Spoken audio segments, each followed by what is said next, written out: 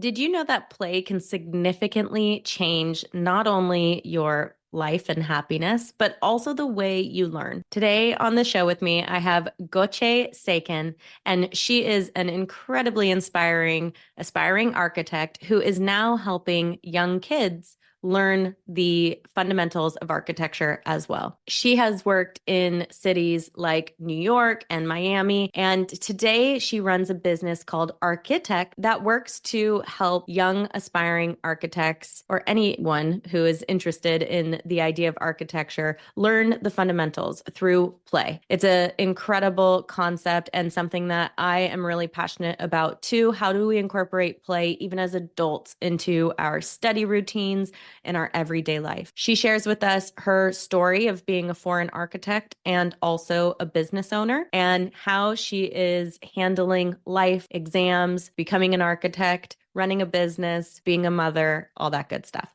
So please enjoy and welcome Gokce.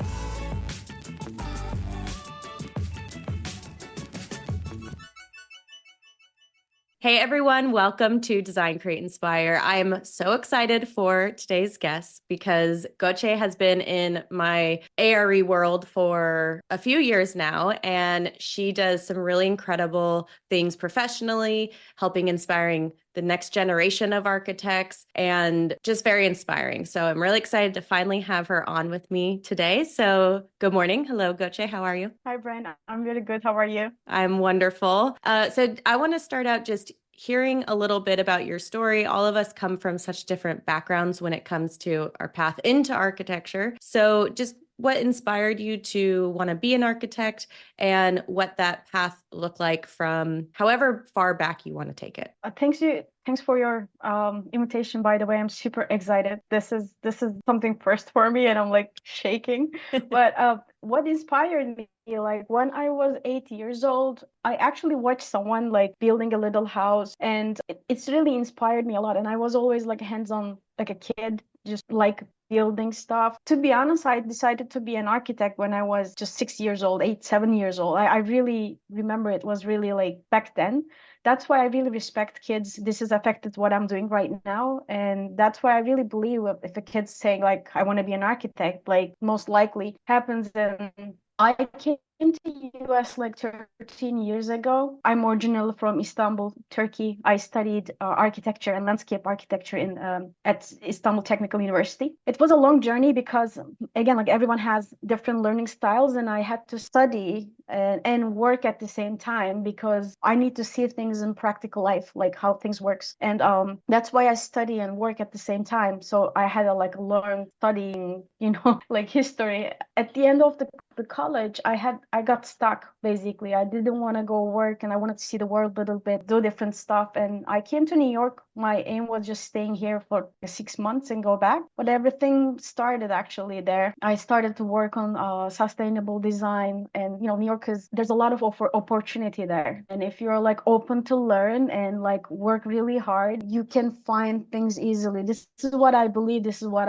my experience is so far. I love that. I'm actually reading a book right now that talks a lot about discipline and the fact that genius or big goals and big achievements aren't necessarily just innate. It's not necessarily just something you're born with, but something that anyone can do through discipline or character. And I see that a lot in architecture. It's not necessarily that you're born as a prodigy architect, it's that you have the discipline and the character to stick with it and hit goals and pick yourself up when things aren't going that great, and all those sort of little nuances. And you as a teacher, especially with kids, are able to help build those characters that then can help them be amazing architects. I think that's amazing. And then something you said that I never really put this together, but I really resonate with this, is that you learn well through that practical experience. And so you did that alongside school. I did the same. I was working while I was going to school, and I never really thought of it as the way to help me learn better and retain the information. But it's true that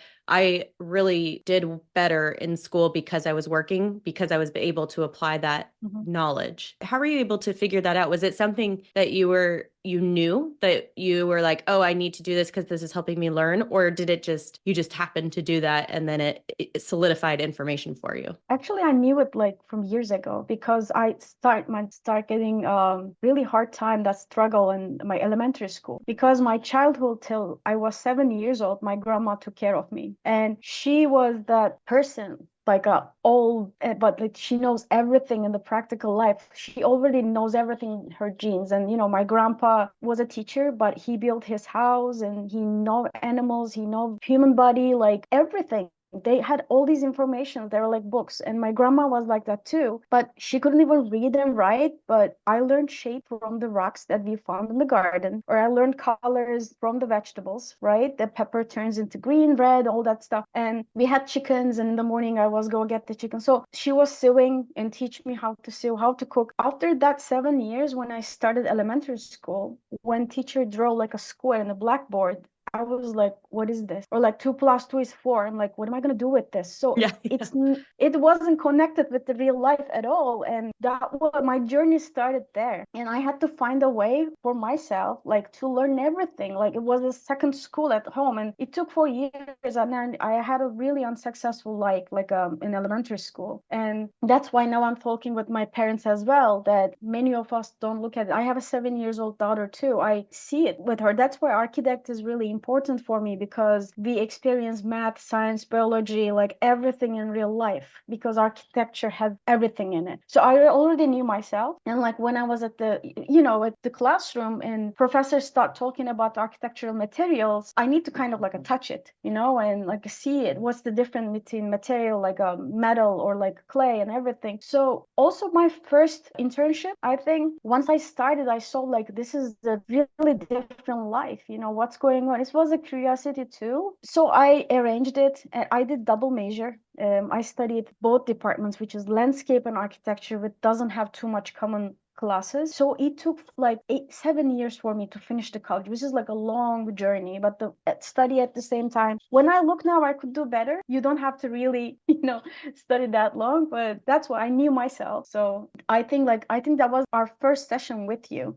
You were mentioning like just learn first, how you learn stuff, know yourself better. So it's the first step, I think, of learning. So I knew myself already. That's why from the first class, like first year, I started to work on it. It's huge because if you learn in a different way, like you're saying, you need that tactical experience or just audio or anything, and you're doing it a different way, you end up being so hard on yourself because you're trying what everyone else is doing and it's not working. And that's why traditional schooling, I can only speak for here in the US, but the traditional schooling here, like you're saying, you sit down, they draw a square on the board, and then you go from there. My daughter is the exact same way. She's 7 as well, and she can't sit down for very long and she needs movement. So she's been in Montessori school since she was little, and it has been the best thing ever for her because the teacher will send us pictures and she's like laying on the floor working with these different materials and holding things, and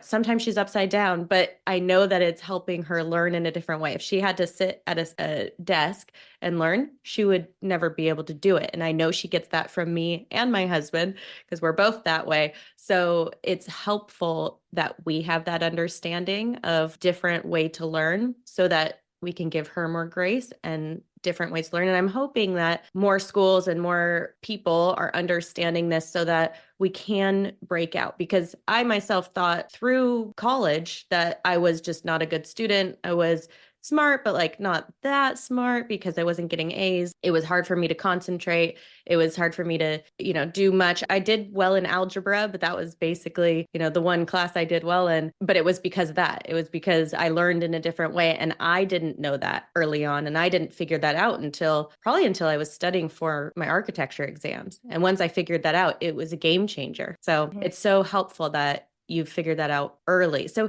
I want to hear a little bit more about what you do with the kids, because I remember because you went through Mind Over ARE and then we followed each other on Instagram, and I was seeing all these things you're doing and these little models and crafts. And I'm like, this is incredible. I wish that I had this. We need to get one over here in San Diego. And it's called Architect, right?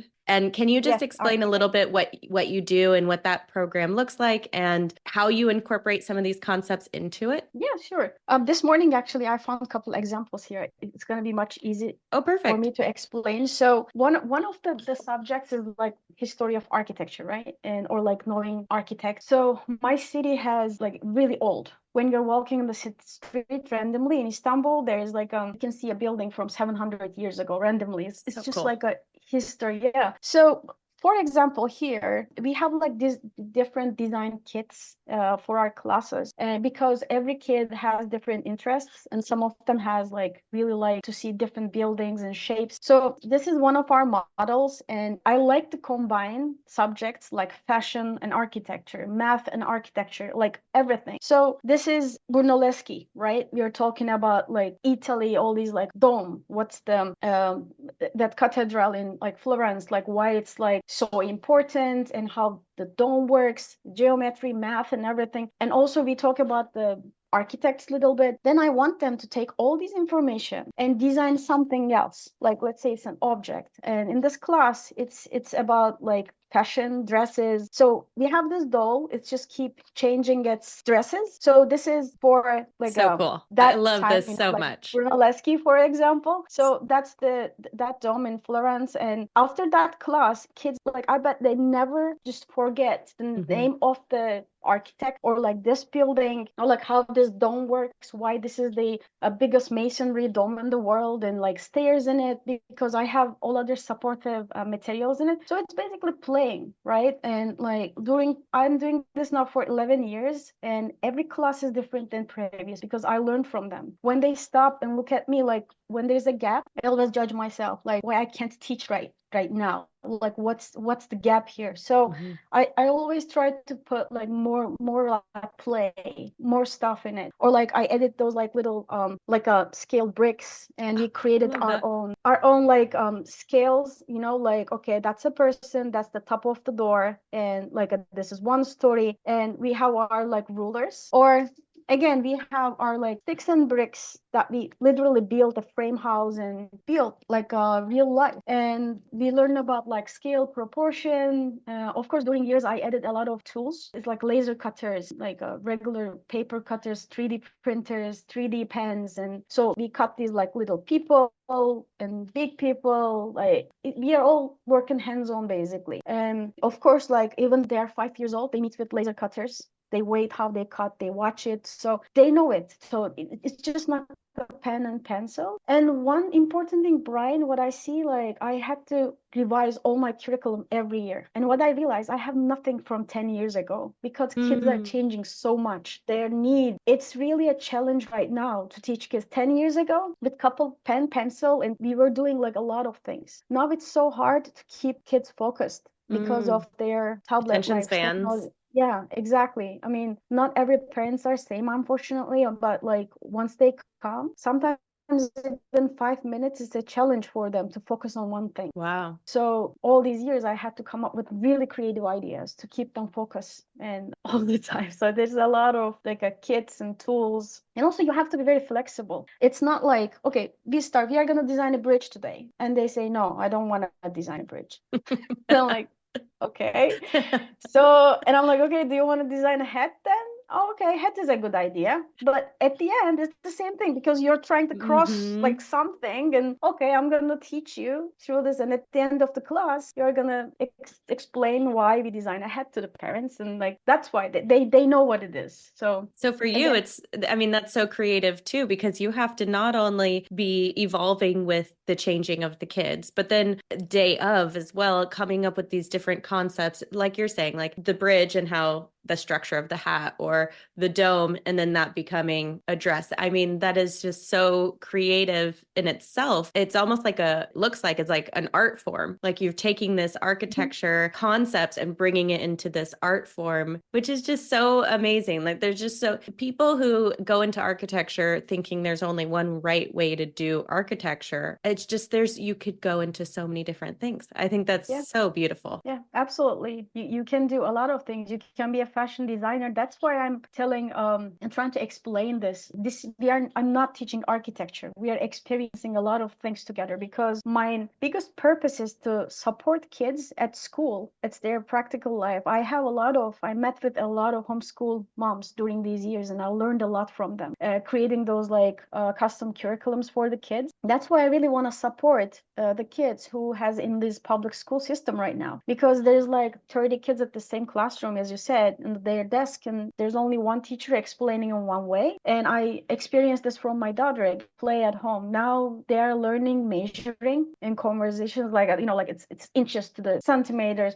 It's already very complicated concept. Mm-hmm. But if you measure their height and try to see how many inches in your height and how many centimeters in your height, it's very real information, right? It's from the real life. Yes. It's not in books, workbooks anymore. So that's why my biggest purpose is like I'm trying to show this to parents as well. Like maybe if I was a doctor, I would do this through that way. Like it's just trying to show real life information and practice everything to kids. But architecture is the perfect way to do it. Mm-hmm. So even after we study architecture, you have tons of chances, right?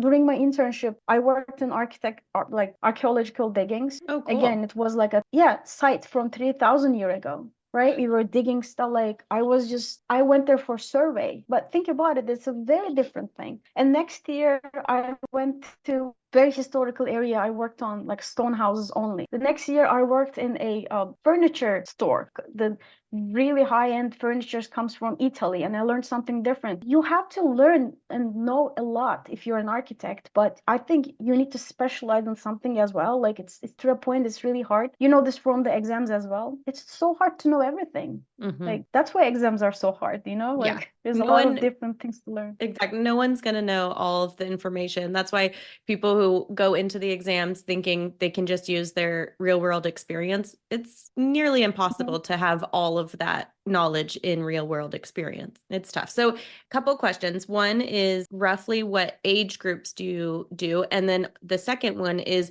are all of these in-person teachings, or is this something that you will also do via Zoom or digital? Both. We do both. Right now in Architect, we have a couple programs, and they actually all came up like organically. Like I didn't just plan them from the beginning, but after COVID, our online classes became like really popular, right? People are reach out to me, and actually Architect just turned into a real business during COVID time. So people learned, and actually it's not just online world, but it's open up, I think, people's mind as well. Like, oh, this is something different, because people had a chance to see and watch educational system, education system, like, because we had a chance to watch like online classes and everything. So people were like, oh, I want to add something different to this. And online classes are going, because I have a lot of students all over US right now, even from London, and even in Korea. Oh, wow. When they're starting another day, it's just like very different. So I started some teacher training programs, because I was in New York and I moved down to Miami 2 years ago. That's why I used to teach there at the public schools, after school programs. Once I moved down here, they had those openings, and I said, like, what if I train your teachers, then you teach it, so we can reach out more kids. So it became actually a really good thing. And I reach out many schools like this. I train the teachers, and I send my design packages and provide them all these like design kits. And then I explain basically. Sometimes now they're turning into a little video instructions, try to make it more like a little packages actually. So this is another thing, consultation to schools. And I have online in-person classes, online private classes. And also like here in Miami studio, we have in-person classes as well. That is so perfect. I was going to say that it would be awesome if there were packages that you could purchase that came with it. And I even think it's called KiwiCo or something, that Yes. there's, those little packages,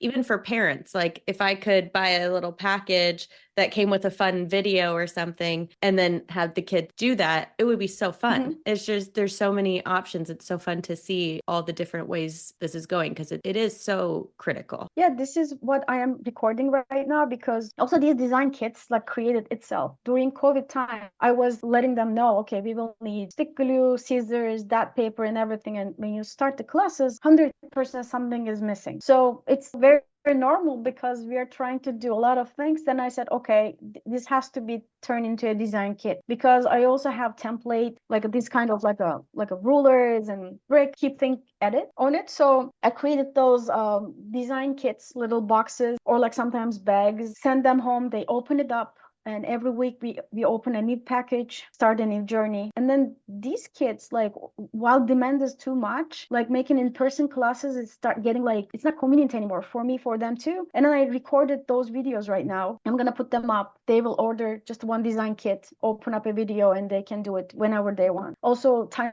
difference is a lot, so they can reach out to from Europe and wherever they want, and whenever they have time. Mm-hmm. And yeah, I love that. this That's will be so on the fun. website as well soon. Good. Well, I'll link all that stuff too below so Mhm. that if anyone is even local in Miami or anywhere wants to check it out, definitely check it out. Yeah. That's so exciting. So, are you also working in an architecture firm or is this your primary job now? Yes, my last job was, I was a contractor, like a consultant at Amazon, and I worked there, like a warehouses. It was a really different experience for me. It's not like residential; they have their own system. I work with really awesome people. So I founded my own consultation company for 2 years now. I do my also, like, because I need to be a professional architect to do these things on the side as well. It's my biggest inspiration, and or like trying to still get my exams and learn those like books. I was telling you before podcast as well, like whenever I read something for my exams, it gives me inspiration, like how bridges were compression, like attention and all this stuff. Oh, like let me write this lesson for this. It's a great idea. So like whenever I see, last year I designed a little village from containers. Of course that became like a subject for me right away. So we designed these little containers and work on them, scale, proportion, all these like different stuff. So whatever I do in my professional life, they became like subjects. How to design a ramp, for example. Like designing a ramp is one of the most important thing in our life, right? Like designing all these, like calculating slopes, and it's one of the subjects in our exam. But you can spend actually good 3 hours with a kid just designing a ramp, and Mm-hmm. they can learn a lot from that, and I can learn a lot from that too. Like lending, like to design a code compliant ramp, it's a one subject for my classes. We are basically designing a code compliant ramp, so I never like forget information that way too. That's why Yeah. I love your book, like latest one. You I love it so much. Thank you. Yeah, well, and that was the whole point behind it too, is how can we take complex concepts? It's like dissecting them into what the root is. How can we take this and remember it, but in a very simplistic way and through play? And that's what you've done, is taken this idea of play, because when our brain is happy and it doesn't feel like we're working or overworking, we're Mhm. able to actually retain that information easier, which is so great. And it's Absolutely. for you going through your exams and then being able to use that as content for your programs. It probably makes the process a little bit longer, but it's better because one, you're retaining it more because you're putting together those tactical ways of learning it. Plus, now it's your business. So it's increasing and making your business even more beneficial. Love Yeah, it. absolutely. Absolutely. Awesome. So where is your next path? So you're working on your exams. Are you still working towards them, or are they on hold right now? Yes, I do. I just take my time with it. I know this is one of our, I don't have time for this, but like, I know myself, I need some time to digest all the information and everything. Of course I do. And as a foreign architect, we have a path to just to pass before with our internship and everything. And I finished everything in New York. With that, I had like now 10 years good experience. In Miami here, things are really different. And in New York, for example, we file only one department, New York building department, and they're responsible for everything. And here, every city has their own rules. So it took a little bit time for me to adjust to that system. And we have a lot of like little projects that I'm taking care of right now. Also, I like to be on like short-term projects and learn more stuff. Now, again, like I think it's a really important thing. I'm telling my college kids too, because I have a couple students that I worked with 6 years, and now they're in college Oh, wow. and studying architecture. And I'm telling them, listen, like if you go to your first internship and if you're unhappy for anything, don't tell that what did I do, because you may find your like dream job maybe on like a 10th try. You never know, because Mhm. there's a lot of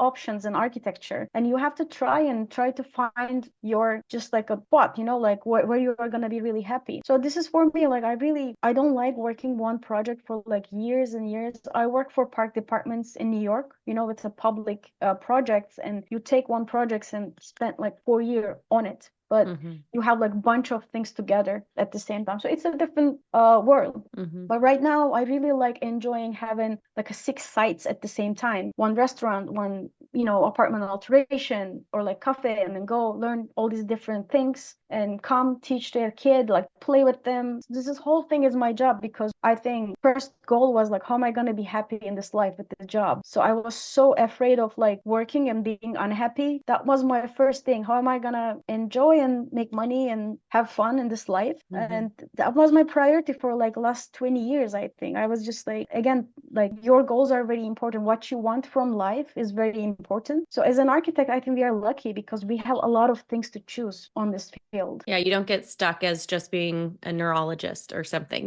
like, I mean, like what I do now, I never would have thought I would have been doing this, but it's the pathway that I took, that trying different things, realizing what I love. And I will say that the path wasn't easy, just because I felt like there was a picture in my head of what the ideal architect pathway was. And then when I started veering away from that, it was a little scary. And it took work of just figuring it out and being okay with that. And same like you, it's what's going to make me the most happy. It's not necessarily this idea of what an architect should be or should look like. It's what I make it. And it's, again, a journey, but it is so beneficial. And the same goes for the exams, where so many people feel like they have to finish within a certain amount of time, or get done as quickly as possible. But like you're saying, you're in the journey now, and there's not really a rush, because you're enjoying the work you're doing and you're going about them in a way that is most beneficial for your happiness, your sanity, and your business, because it's helping develop your business too. So it is actually a better pathway for you to be going this route than, say, cramming and trying to take all the exams in a month. Mm-hmm. Yeah. And I would think Yeah.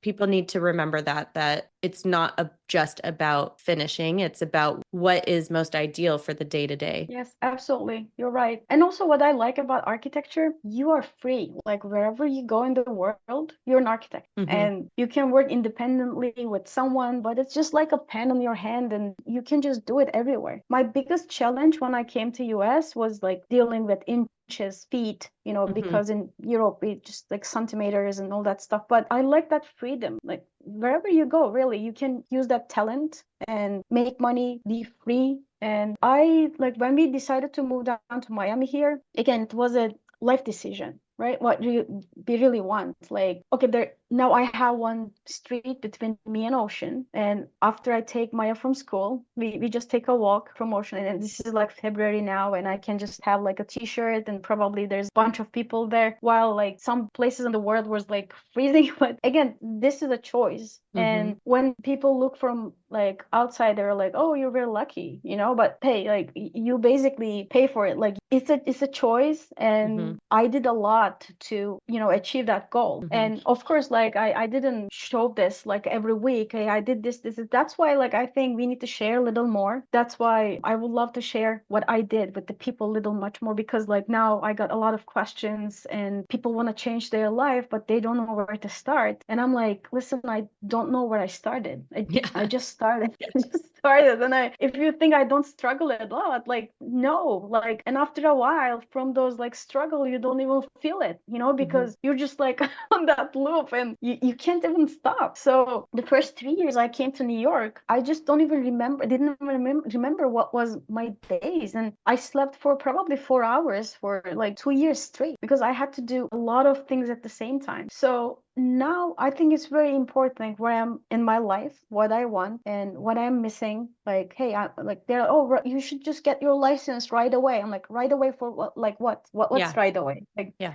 I have my own time and I know it. So I think it's very important to know your time as well. Hmm. So then you don't feel like, oh, I'm missing things, because I felt that way for years, that like thinking I am missing stuff, I'm missing stuff. And no, it's just not the time yet when it's Yeah, gonna come. So when I you love see that. it from life, yeah, you have that confidence. And when something's not like, let's say something doesn't happen and I miss something, I failed from an exam. Now I just say like, okay, that's not the time yet. So Yeah. then you just moving. Yeah. And it's that resiliency and that mindset that keeps you motivated and continuing on and also prevents you from giving up. Because Yeah. if you go about that, then it's not a big blow. It's not a big devastation. It's okay, well, something else is meant for me at this moment, and that's okay too. I love that. And I think you're the perfect person to ask for this. Lately, I've had quite a few people reach out to me that are either in high school or they're actually parents of people in high school who are interested in going into architecture. And I think often the traditional low pay can steer people away, but as you know, I'm a big advocate of people,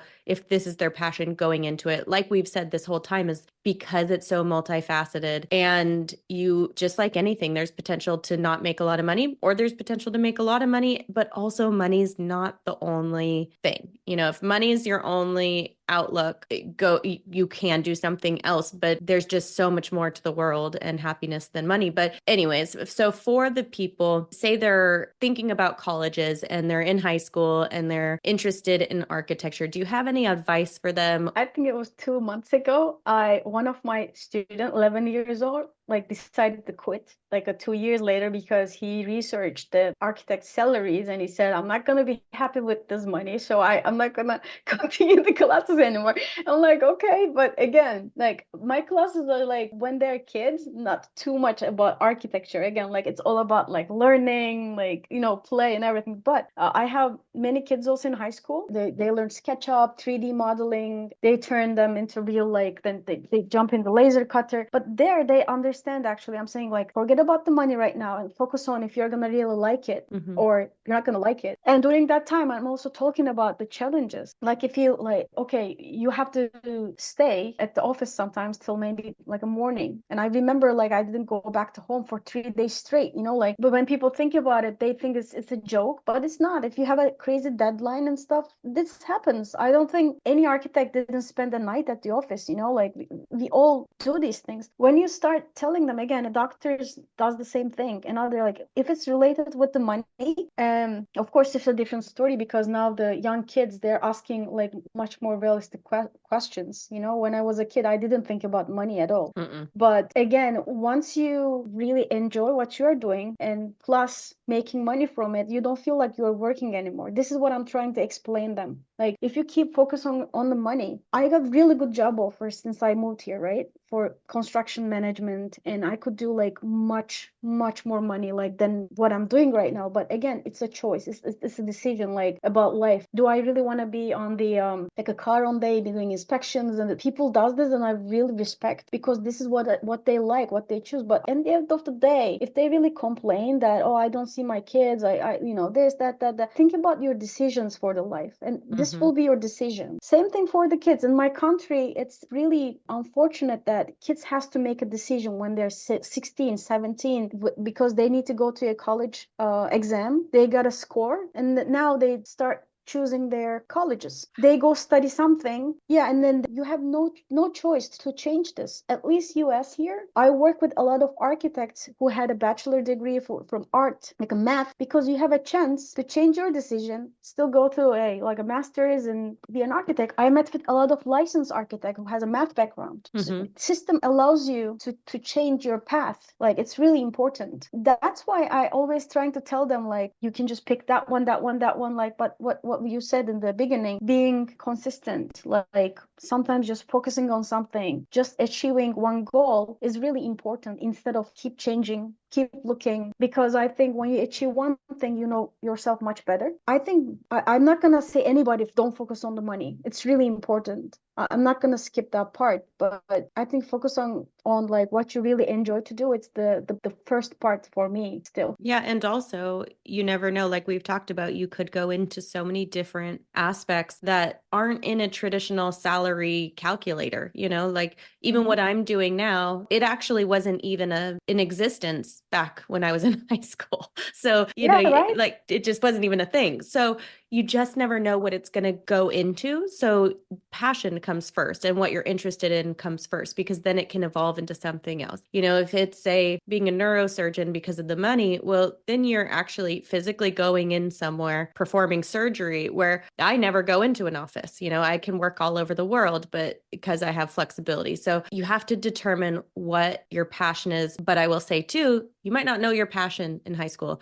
When I was 16 or Hmm. 17, Yeah. I barely wanted to go to college. I knew I was going to go to college, but I didn't know what I was going to do. I liked to design, but I didn't ever think about being an architect, which is funny because my great grandfather was an architect, but I didn't grow up really knowing much about that. And I didn't have that vocabulary. And my dad was a contractor. So it's kind of weird that I didn't have that. But so I went to undergrad for interior design because I was told, oh, you could do interior design. That's design. Okay. And very quickly, I think it was my first year or something, realized I hated shopping and really did not enjoy interior design and kind of panicked for a second, like, oh my gosh, I'm in school for this. But luckily, one of my professors was an architect. So I was able to learn a little bit more about that and realized, oh, that's what I love. Like, that's the type of stuff that I'm actually interested in. I love math. And then after I graduated, I went to just work for a while and really realized, okay, that's exactly what I want to do. So for me, yeah, I really didn't know until I was in my 20s of what I was going to do. And now I am a licensed architect, but I'm glad that I didn't have to make that decision when I was even 18 because I really didn't have any idea. So there's possibility, even if I had someone who was 13 recently reach out feeling like she was already behind. I'm like, girl, I was going to the beach when I was 13. I was not thinking about being behind or thinking of what I Yeah. needed to do for college. So yeah. Because there's like a huge competition now. They feel that way. I always trying to explain Maya, my daughter, like, okay, there's nothing wrong just reading things 10 times, then learn it. Like, because everybody learns differently and we have the speed is different. I was saying like, listen, I was that way too. I had to read things like many times, a couple of times, and there's nothing wrong with this. But once you learn, that's fine. It's just like, when they're young as a kids, they believe something and it's just too hard to just change it sometimes. Mhm. And I'm just trying to tell like people, like anybody, you can change anything. Like if something is not going really well in your life, okay, maybe you spent 20 years on that occupation and life changed right now. I think like many people have like, okay, I'm gonna make a career change, and life really kind of like let it happen right now. It's not like my mom's and dad's time. Like I believe it's different, and I'm saying look at what I'm doing. Like I created basically a job from my hobby, and like this is a job for me right now. This is my full-time job, and I am making money, still having my like enjoying, and like I never stop anything doing, because when people you do a good job, whatever you do, they believe you, and they actually send their kids to spend time with me. This is really important with, and I spent not like only 1 hour, I spent like years with the kids. I have like kids that I spent 6 years together in that journey, because once they learn this is not about just architecture, we just talk about everything. And the job, if I really upset about somebody, right, like their behavior, because this happens, mobbing, right, and or somebody get your idea and then present it, this kind of things happens at school too, bullying going on, and we share a lot of things during those classes and decide like, do you know why I'm upset? They just start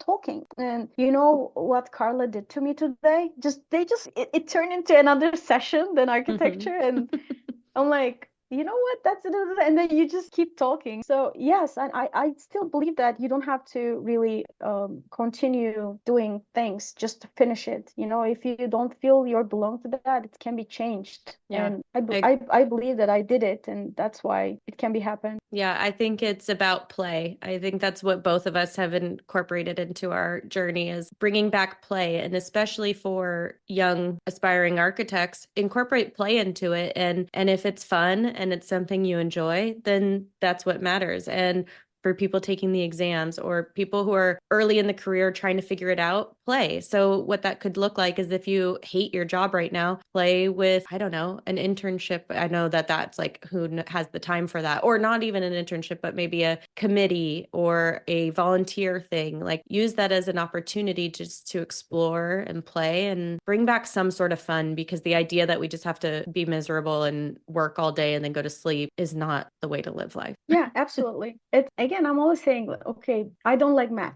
Why? Because I never liked my math teacher.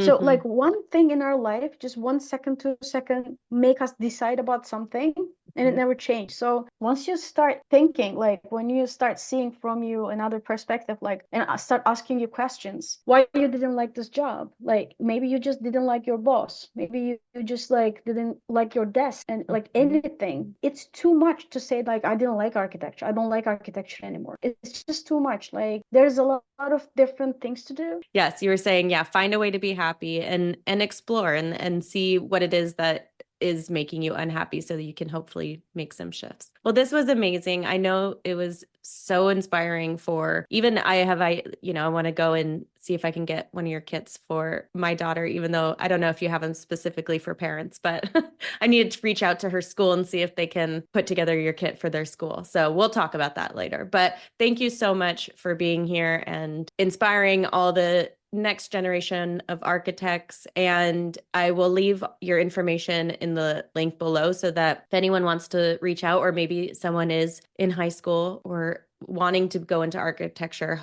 they could reach out to you. So where's the best place for someone like that to reach you? Is it your website or Instagram or? Our websites, they can just call us right, directly or send an email from info@architect.com. Okay, They can, yeah, do that too. Also, I want to add just one little thing. We please. talk about like being happy a lot, and this is again one thing I keep saying my daughter as well. This is not like you can't be happy all the time. Sometimes Yeah. you have to just do things like our exams. They're so hard, and when you're working, like if you have to do something, you're just gonna do it. People are like, especially the kids, high school kids, they keep asking how am I gonna be like happy with my job, and like I think they should also know that like there's gonna be days that you don't feel happy about your job. Like this is the reality. I think because of the parents or like us, we are doing something wrong, try to make them believe they should be happy all the time. So this is another time, like this one reality about my life, getting ready for my license exams. Like it doesn't matter if I don't feel happy when I'm working, studying. This is something I should do. So, Yeah, no, but it's thank such you a very good much. point. Well, I just want to, before we end off, I completely agree. And life is about opposites. So if we didn't have struggle or unhappiness, we wouldn't feel the happiness. If everything was happy all the time, it would be, how do you even quantify the happiness if you don't have something to show that? So I agree. And internet, I think people are more apt to show the struggle these days, but still, I don't show the days where I'm having a really hard parenting day